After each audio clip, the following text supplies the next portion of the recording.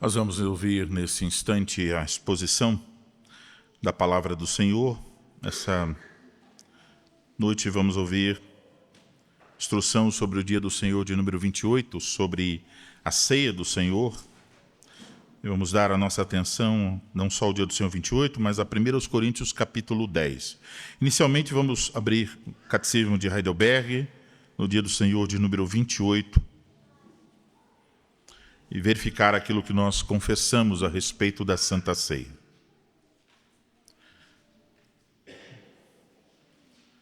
Dia do Senhor de número 28, a pergunta de número 75. De que modo a Santa Ceia lhe faz saber e lhe assegura que você tem parte no único sacrifício de Cristo na cruz e em todos os seus dons? Resposta: do seguinte modo: Cristo ordenou-me a todos os crentes comer do pão partido e beber do cálice em sua memória. Juntamente com esse mandamento, ele deu as seguintes promessas. Primeira: tão certo como vejo com os meus olhos o pão do Senhor partido por mim e o seu cálice dado a mim, assim também foi o seu corpo ofertado por mim e o seu sangue derramado por mim na cruz. Segunda: tão certamente quanto recebo das mãos do ministro e provo com a minha boca o pão e o cálice do Senhor como sinais seguros do corpo e do sangue de Cristo, assim também ele mesmo, com o seu corpo crucificado e o seu sangue derramado, alimenta e nutre a minha alma para a vida eterna. Pergunta 76. O que significa comer o corpo crucificado de Cristo e beber o seu sangue derramado? Resposta: primeiro, aceitar de todo o coração todo o sofrimento e morte de Cristo e assim receber o perdão dos pecados e a vida eterna. Segundo, ser unido cada vez mais ao santo corpo de Cristo pelo Espírito Santo que vive tanto nele quanto em nós. Portanto, embora Cristo esteja no céu e nós estejamos na terra, somos carne da sua carne e osso dos seus ossos, e vivemos eternamente e somos governados por um único Espírito, assim como os membros do nosso corpo são por uma única alma. Pergunta 77. Onde foi que Cristo prometeu que ele quer alimentar e refrigerar os crentes com seu corpo e sangue tão certamente quanto eles comem do pão partido e bebem do cálice? Resposta: na instituição da ceia do Senhor. O Senhor Jesus, na noite em que foi traído, tomou o pão e, tendo dado graças, o partiu e disse: isto é o meu corpo, que é dado por vós, fazei isto em memória de mim. Por semelhante modo, depois de haver ceado, tomou também o cálice, dizendo: este cálice é a nova aliança no meu sangue. Fazei isto todas as vezes que o beberdes em memória de mim.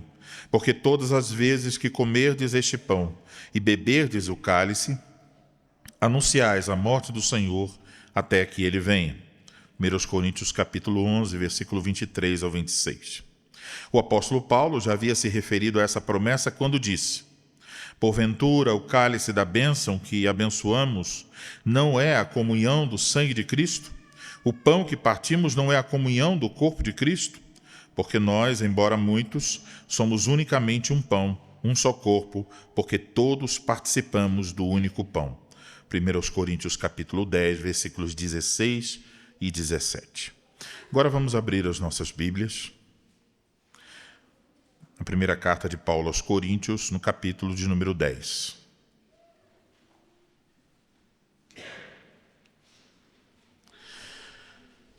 Nós vamos ler do versículo 1 ao 13, é a nossa leitura, pois o 14 ao 22 é o texto da pregação.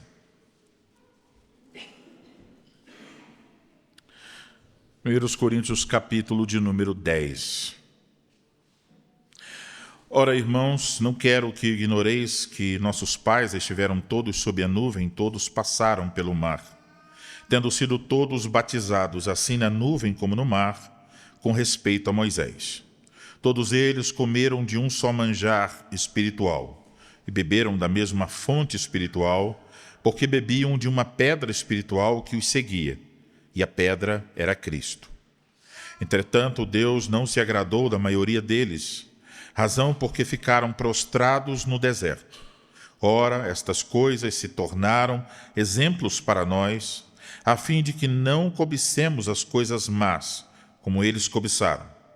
Não vos façais, pois, idólatras, como alguns deles, porquanto está escrito: o povo assentou-se para comer e beber e levantou-se para divertir-se.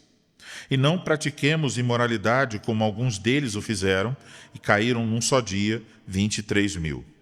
Não ponhamos o Senhor à prova, como alguns deles já fizeram e pereceram pelas mordeduras das serpentes. Nem murmureis, como alguns deles murmuraram e foram destruídos pelo exterminador. Estas coisas lhes sobrevieram como exemplos e foram escritas para a advertência nossa, de nós outros, sobre quem os fins dos séculos têm chegado.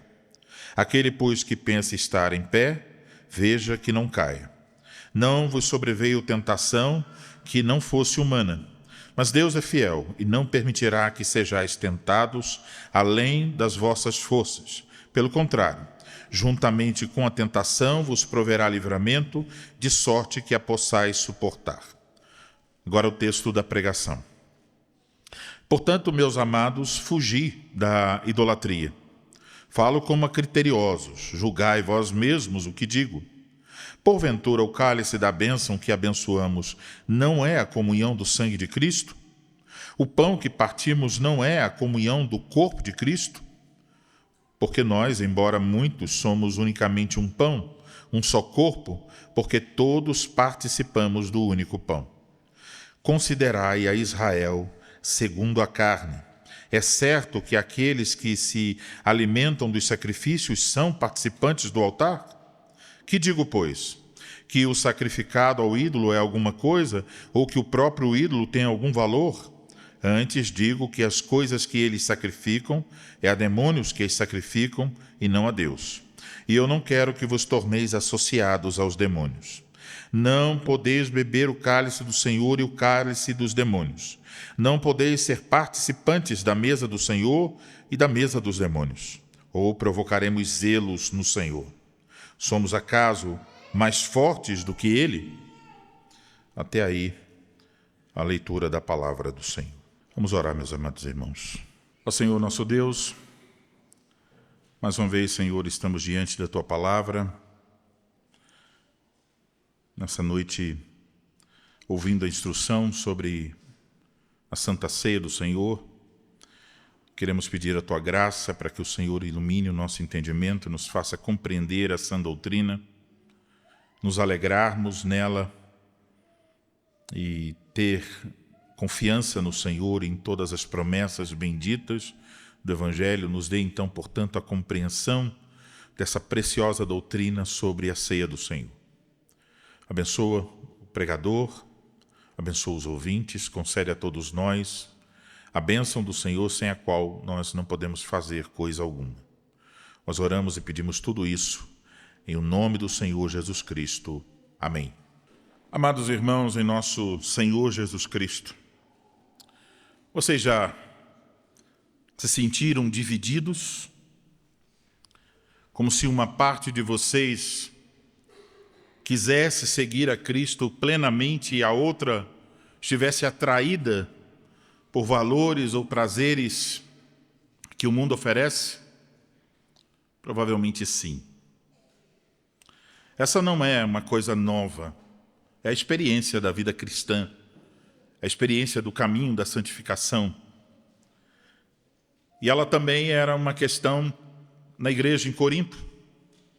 E Paulo, então, com sabedoria, confronta essa igreja e também nos confronta no texto que nós acabamos de ler.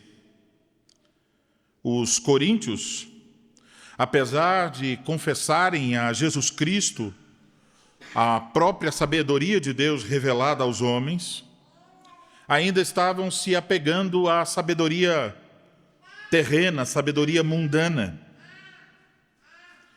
Mas, em vez disso tornar essas pessoas de fato sábias, elas são tratadas na carta como meninos espirituais. E essa falta de sabedoria, essa infantilidade espiritual, se revelou na igreja em Corinto de diversas formas, uma delas através de divisões, e a outra através de um perigoso flerte com a idolatria. E o que Paulo vem desenvolvendo na carta antes desse capítulo é que a sabedoria de Deus revelada na cruz, ela não é apenas para o início da caminhada e da vida cristã, mas uma vez que nós reconhecemos a sabedoria de Deus revelada em Cristo, essa sabedoria deve então nortear cada particularidade da nossa existência. Isso, claro, vai se evidenciar na carta, instruções a esse respeito se evidenciam na carta de muitas maneiras. Mas aqui nesse ponto da carta, Paulo está tratando, à luz da sabedoria de Deus, da tolice e da imaturidade dos membros daquela igreja, não só nessa questão da divisão da igreja, mas, por exemplo, no comportamento deles a respeito da liberdade cristã, o que eles poderiam fazer e o que eles não poderiam fazer. Ele começou a tocar nessa tecla desde o capítulo 8 dessa carta. Houve uma pergunta feita pelos coríntios a Paulo e ele começa a respondê-la no capítulo 8. Ele começa a tratar sobre a questão da carne sacrificada aos ídolos. Deveriam comer ou não deveriam comer. E esse problema e essa dúvida surgiu porque alguns membros da igreja em Corinto estavam com o seguinte argumento: bom, nós somos pessoas espirituais, nós temos muita sabedoria, nós somos pessoas sábias, nós somos cheios do Espírito Santo, e na nossa sabedoria entendemos que não há nenhum problema em participar das festas que existem nos templos pagãos em nossa cidade. Nós podemos ir lá, nós podemos comer das comidas, beber do vinho, e não há nenhum problema com isso, porque o ídolo não é nada, então não tem problema. Então essas pessoas ficavam não só num ambiente ligado à idolatria, mas também, sabemos, um ambiente ligado à imoralidade. Cheias de orgulho, dizendo: nós somos espirituais, nós temos sabedoria e sabemos o que pode ou não. Mas será que a participação nas festas dos ídolos era realmente um sinal de sabedoria e maturidade espiritual? Não. E Paulo começou a desenvolver e ensinar sobre isso desde o capítulo 8. Ele deu uma pausa no capítulo 9 para falar sobre outro assunto ligado ao seu apostolado. Mas então, no capítulo 10, ele volta a esse assunto sobre a idolatria. E ele volta trazendo um exemplo triste do povo de Israel, dizendo: veja, os momentos da história de Israel em que Israel cedeu à idolatria e à imoralidade, quais foram as consequências? No texto da pregação dessa noite, especialmente os versículos 14 a 22 de 1 Coríntios 10, nós somos então confrontados com a incompatibilidade entre a mesa dos ídolos e a mesa do Senhor. E o que nós vamos perceber e aprender nesse texto é que a mesa do Senhor chama ou convida ou requer de nós uma lealdade exclusiva a Cristo, exigindo de nós uma separação de toda a idolatria, de toda forma de idolatria. E exige de nós um aprofundamento na nossa comunhão espiritual com Cristo e na nossa unidade como corpo de Cristo. E é por isso, então, irmãos, que eu vos anuncio a palavra de Deus nessa noite sobre o seguinte tema: a escolha vital entre a mesa do Senhor e a mesa dos ídolos. A escolha vital entre a mesa do Senhor e a mesa dos ídolos. Nós veremos 3 pontos. O primeiro, a exclusividade da aliança. Deus requer que fujamos da idolatria. Vamos ler os versículos 14 e 15 do nosso texto. Portanto, meus amados, fugi da idolatria. Falo como a criteriosos, julgai vós mesmos o que digo. Observe que o versículo 14 começa com um portanto. Isso quer dizer que o que ele está dizendo a partir do versículo 14 está ligado com o que ele disse nos versículos anteriores, principalmente de 1 a 13, que nós também lemos. E o assunto de 1 a 13 também foi a idolatria de Israel no deserto e as consequências disso. E aqui o apóstolo, então, traz isso ao dizer, portanto. E mais uma vez, então, com base no que aconteceu em Israel, ele dá uma ordem, fugir da idolatria. Então, os coríntios estavam orgulhosos da sabedoria que eles possuíam, eles estavam racionalizando a participação deles nessas festas, dizendo, olha, os ídolos não são nada, não há nenhum problema. Mas Paulo está aqui revelando a loucura dessa sabedoria mundana. Por trás dos ídolos há demônios. Participar era ter comunhão com forças espirituais malignas, uma traição ao Senhor. Essa é a ideia. E essa imagem da traição aparece quando o apóstolo fala sobre Deus. Ele diz, o nosso Deus é um Deus zeloso. Ele é então alguém que não divide a sua glória. A idolatria então é uma afronta direta a essa reivindicação. Deus nos salva e requer de nós exclusividade. E quando alguém então se envolve com idolatria, está, de fato, violando a aliança do Senhor com o seu povo. E a história de Israel, que lemos no início, versículos 1 a 13, no deserto, é um testemunho solene do juízo divino sobre a idolatria. Aquelas pessoas não adentraram a terra prometida, os que tinham mais de 20 anos, com exceção de Josué e Calebe, não entraram na terra prometida. Paulo, então, está trazendo essas coisas e dizendo aos irmãos, vejam o exemplo de Israel. E digo a vocês, fujam da idolatria. Mas digo isso dizendo, olha, vocês são criteriosos. Julguem. Vocês sabem bem do que eu estou falando. É como se Paulo dissesse, vocês não se dizem sábios, inteligentes, capazes, maduros, conhecedores da Bíblia? Então, pensem sobre isso. Pensem com o que aconteceu com os idólatras, com aqueles que se assentaram à mesa dos ídolos no Antigo Testamento. Então, ele está chamando os coríntios a avaliarem este assunto em particular. Julgai vós mesmos o que digo. Ele está chamando a igreja a esta responsabilidade. Vocês não se consideram sábios? Então julguem o que vou dizer. E, de certa maneira, a forma como o apóstolo apresenta os seus argumentos por meio de perguntas, temos várias delas em nosso texto, ele estava obrigando as pessoas que ouviriam a leitura da carta no culto, obrigando essas pessoas a pensarem na resposta a essas perguntas. O argumento do apóstolo é que estar à mesa nas festas idólatras envolvia comunhão. E por isso mesmo, a participação na idolatria. Vejam as perguntas.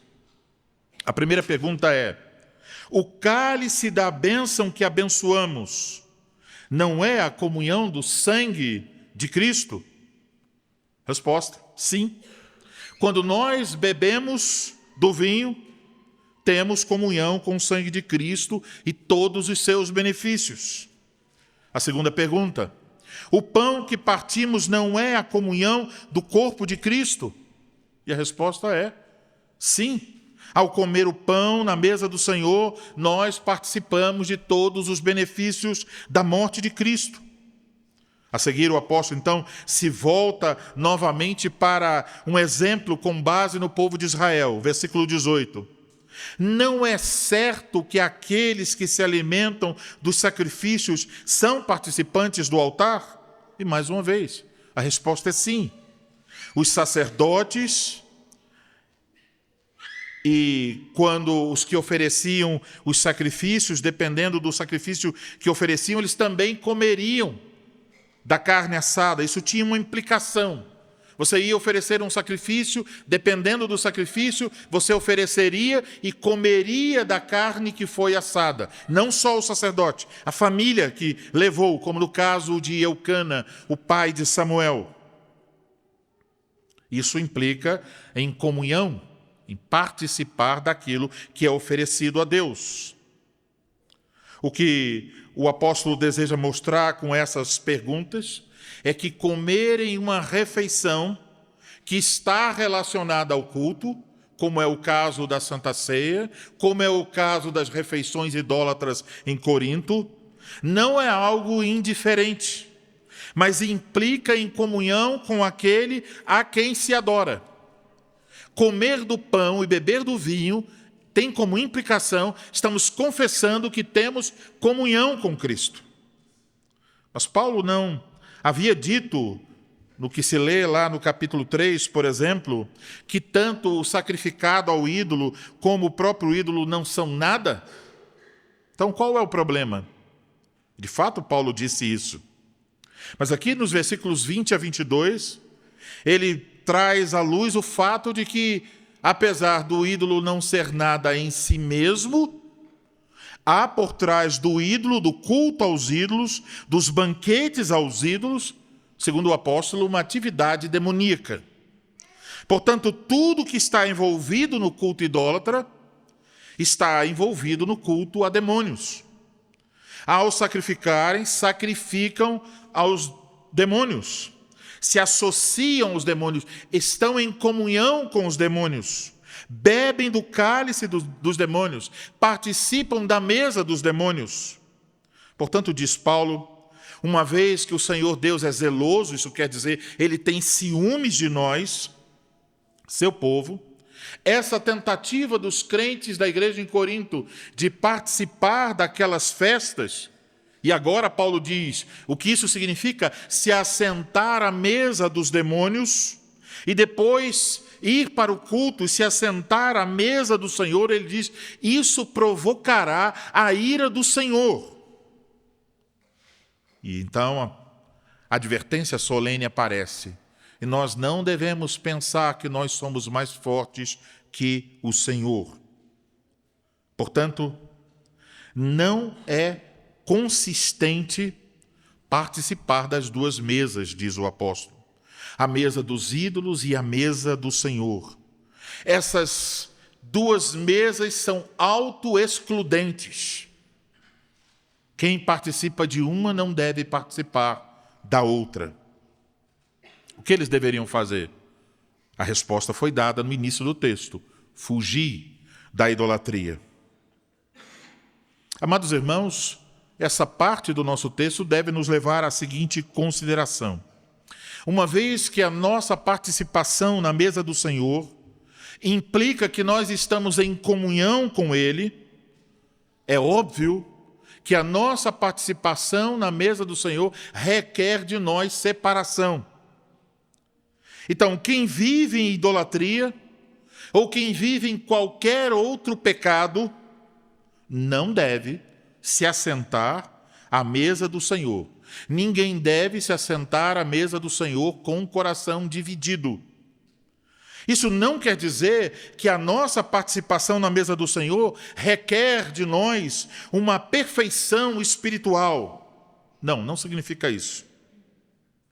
Mas significa que se você pecou e se arrependeu, isso envolve que você deixou o pecado, se você suplicou pelo perdão do Senhor, Mesmo que você se sinta até incapaz de participar da ceia do Senhor, mesmo que seu coração até lhe acuse, se você pediu perdão ao Senhor com sinceridade, você deve participar, pois Cristo lhe promete perdão e graça para obedecer. A ceia do Senhor não é um momento para a reafirmação da nossa santidade, como se nós tivéssemos o direito de participar por termos agido bem durante o mês. A ceia não é o crente declarando o quão perfeito e santo ele é. A ceia é Deus falando uma mensagem viva de que, apesar de sermos tão fracos e limitados, apesar dos nossos muitos pecados que nos restam contra a nossa vontade, Deus perdoa todos os nossos pecados. Cristo é o alimento que nos sustenta para a vida eterna. É Deus falando. Mas então, o que significa dizer que a participação na ceia requer afastamento do pecado? Significa que aqueles que se assentam à mesa do Senhor não podem ter comunhão com Cristo se estão vivendo na prática do pecado. Por isso, a advertência das Escrituras é para que, antes de participarmos da ceia do Senhor, nos examinemos sob o risco de comermos e bebermos juízo para nós mesmos. É por essa razão que a nossa forma litúrgica para a celebração da ceia, depois de falar sobre a necessidade do autoexame, adverte: Deus certamente recebe à mesa do seu Filho Jesus Cristo todos que têm esta intenção. A intenção aqui mencionada é a mesma que nós temos no Catecismo de Heidelberg: reconhecer os nossos pecados, confiar em Cristo Jesus para a nossa salvação e ter gratidão a Deus numa vida, desejar viver uma vida de gratidão. Todos que têm esta intenção, diz a forma, declaramos a eles que Deus os recebe em graça e lhes dá esta comida e bebida celestial, apesar dos muitos pecados e fraquezas que lhes restam contra a sua vontade. Por outro lado, declaramos que aqueles que não têm esta intenção comem e bebem juízo para si, por isso advertimos que eles se abstenham da mesa do Senhor.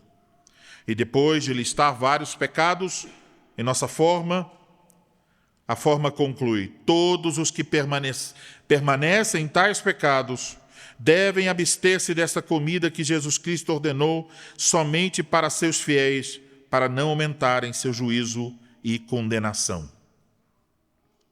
Então, amados irmãos, devemos nos autoexaminar quando vamos participar da mesa do Senhor. E o autoexame não é para concluirmos no final que somos dignos, que podemos participar por causa de nossos méritos, mas é para levar-nos a reconhecer os nossos pecados e, mais uma vez, nos refugiarmos na justiça perfeita de Cristo e, mais uma vez, ansiarmos pela vida de gratidão. A ceia é para pecadores arrependidos, não para pecadores obstinados. É um dom gracioso de Deus que confirma as promessas de Deus. Não é um fardo para a autojustificação. Então, ao nos aproximarmos da mesa do Senhor nesta noite, é necessário que cada um de nós tenha feito o autoexame. Cada um deve ter perguntado a si mesmo: de que maneira eu estou me aproximando da mesa do Senhor? Eu tenho um coração contrito e arrependido? Eu estou lutando contra o pecado? Eu estou vivendo na fé em Jesus Cristo, eu confio nele, eu me refugio em sua justiça. Eu estou vivendo em gratidão a Deus, me separando do mundo e lutando contra o pecado. O segundo ponto é a realidade da comunhão, o fato que somos nutridos pelo corpo e sangue de Cristo. Vejam o versículo de número 16. Porventura, o cálice da bênção que abençoamos não é a comunhão do sangue de Cristo? O pão que partimos não é a comunhão do corpo de Cristo? Então, Paulo, nesses versículos, lembra que na celebração da ceia, o Senhor Jesus Cristo é o anfitrião. Nós todos somos hóspedes. E ele faz isso, Paulo nos lembra isso por meio de duas perguntas que estão no versículo 16. Ele queria lembrar aos coríntios que quando eles bebiam do cálice e comiam pão durante a ceia, eles, na verdade, estavam tendo comunhão com o próprio Senhor Jesus Cristo. E por terem comunhão com Jesus Cristo, eles não deveriam ter nada com a mesa dos ídolos. Olhem a primeira pergunta. Porventura, o cálice da bênção que abençoamos não é a comunhão do sangue de Cristo? Cálice da bênção, diz o apóstolo. A que se refere isso? Vocês lembram, a ceia foi instituída na noite que estava celebrando a Páscoa. E a Páscoa judaica, os participantes bebiam, a intervalos pré-estabelecidos, 4 cálices. O terceiro cálice era conhecido como o cálice da bênção. Entende-se que foi na apresentação desse terceiro cálice que Jesus, então, instituiu a ceia. E por isso, o cálice da ceia ficou conhecido como o cálice da bênção. Então, na celebração, antes de beber este cálice, era feita uma oração de ação de graças. Bendito és tu, Senhor nosso Deus, que nos dá o fruto da vide. Ou seja, Deus era louvado através da participação no cálice. Paulo, então, se refere-se ao cálice da ceia, dizendo o cálice da bênção que abençoamos, que poderia ser traduzido por cálice da bênção pelo qual damos graças, pelo qual agradecemos. Isso aponta para o fato de que a celebração da ceia do Senhor é um momento em que nós estamos louvando a Deus, estamos agradecidos ao Senhor por aquilo que Ele fez por nós em Jesus Cristo. Estamos agradecendo ao Pai pela obra redentora do seu Filho Jesus Cristo, por meio de quem obtivemos a bênção da salvação. E o próprio Jesus Cristo deu graças na multiplicação dos pães e na celebração da ceia do Senhor, dando-nos um exemplo que também devemos seguir, de agradecer ao Pai pelas suas dádivas. Então, Deus é o doador das bênçãos celestiais. Nós somos os beneficiários, melhor dizendo. E por isso, então, devemos render graças ao Senhor por aquilo que Ele nos dá. Agora, na pergunta de Paulo, ele diz algo importante. Não é a comunhão do sangue de Cristo? E a resposta requerida aqui é uma resposta positiva. O que isso quer dizer? Comunhão tem a ideia de participação em alguma coisa. Então, poderíamos interpretar também a segunda pergunta dizendo: o pão que partimos não é, porventura, a comunhão do corpo de Cristo? Então, a participação no cálice e a participação no pão significa a participação no sangue e no corpo de Cristo. Podemos colocar assim: participar da ceia do Senhor é entrar em contato espiritual com o sacrifício de Cristo. Então, nós confessamos não uma presença física, não dizemos que o pão e o vinho se transformam no corpo de Cristo, mas também não reduzimos a ideia da ceia a uma mera simbologia que só apontasse para realidades espirituais. Mas confessamos que Cristo está presente espiritualmente na ceia. Quando nós comemos e bebemos pela fé, participamos desses benefícios espirituais. Beber e comer na ceia é como dizer amém às promessas e às bênçãos que Deus nos dá em Cristo. Quando você come, você recebe a bênção de Deus. A ceia do Senhor, então, é um encontro, uma festa entre Deus e o seu povo, entre o Senhor Jesus Cristo e o seu povo. Então, durante a ceia, os crentes são os hóspedes, à mesa do Senhor. Eles comem e bebem do cálice. Então, eles têm uma experiência de comunhão com Jesus, o nosso anfitrião. Tão certo como comemos do pão e bebemos do cálice, assim também participamos dos benefícios da obra de Cristo a nosso favor, quando comemos e bebemos pela fé. Não é só um simbolismo, é um meio de graça. Ao comer, ao beber, Deus nos dá aquilo que é prometido no sacramento. Por essa participação, então, os crentes recebem o favor de Deus, recebem a bênção da obra de Cristo a nosso favor, são alimentados espiritualmente. Quando você vem ao culto e ouve a pregação, muitas vezes você sairá do culto dizendo: bom, ouvi a pregação, mais uma vez eu fui alimentado por Cristo Jesus. Pois bem, quando você come do pão e do vinho, a mesma coisa acontece. Cristo alimenta espiritualmente você.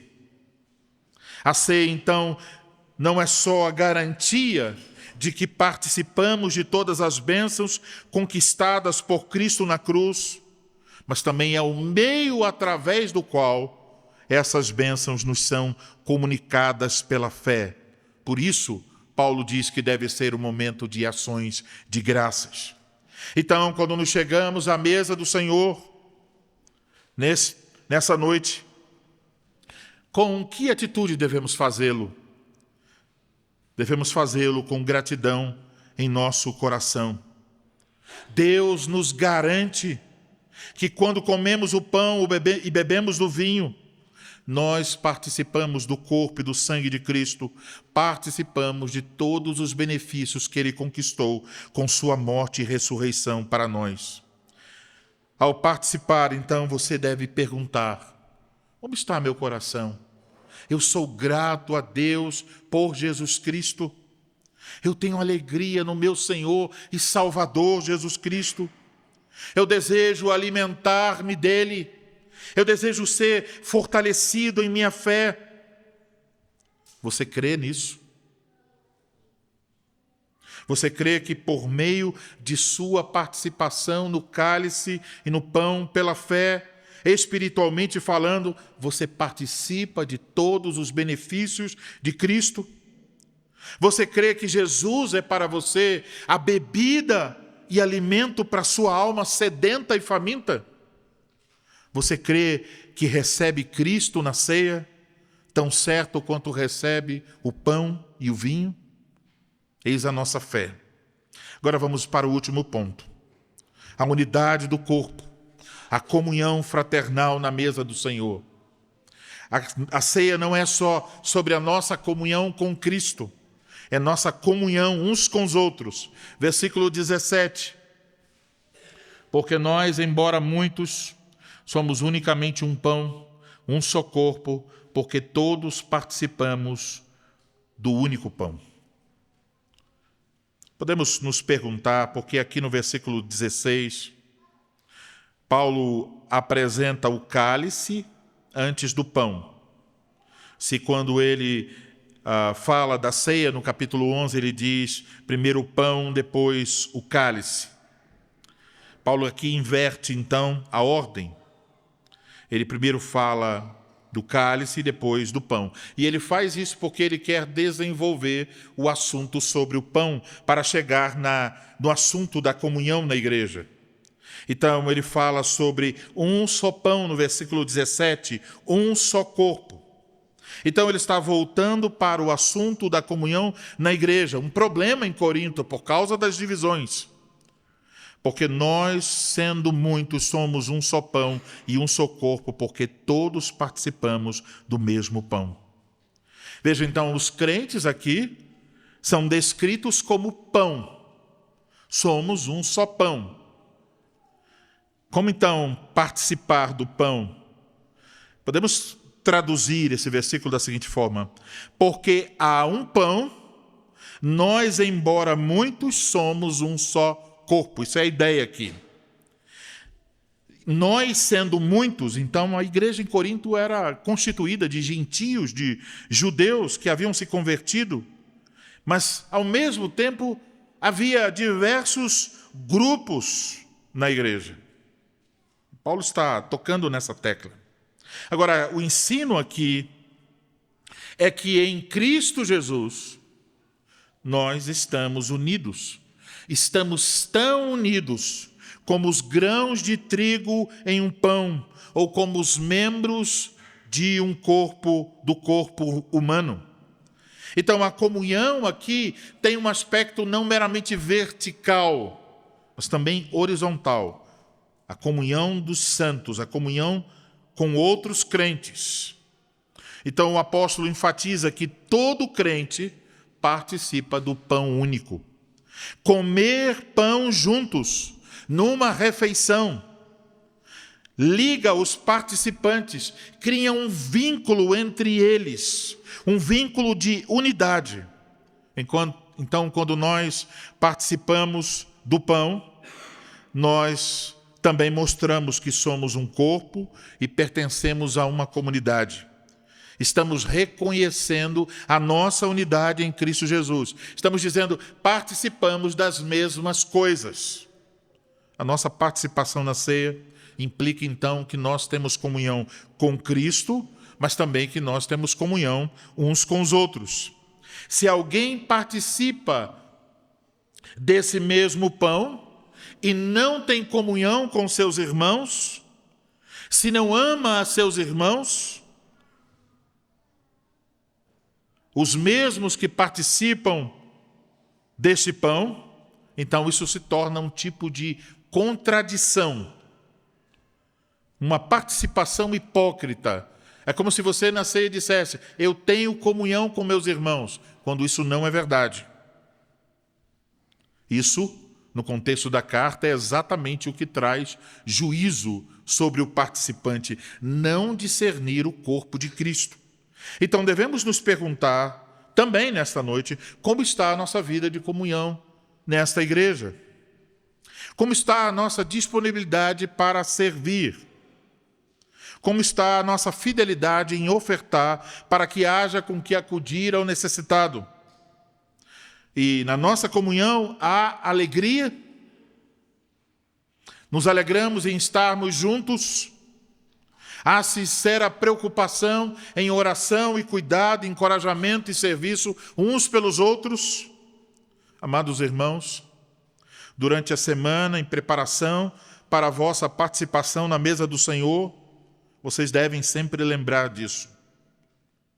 Deus quer não só que nos afastemos do pecado, Deus quer que sejamos gratos porque Cristo nos recebe à sua mesa para desfrutarmos da comunhão com Ele, mas também Deus quer que nós lembremos que estamos unidos em Cristo Jesus. Somos um só corpo e devemos viver em comunhão. Que o Senhor nos conceda a graça de lembrarmos dessas três coisas. Amém.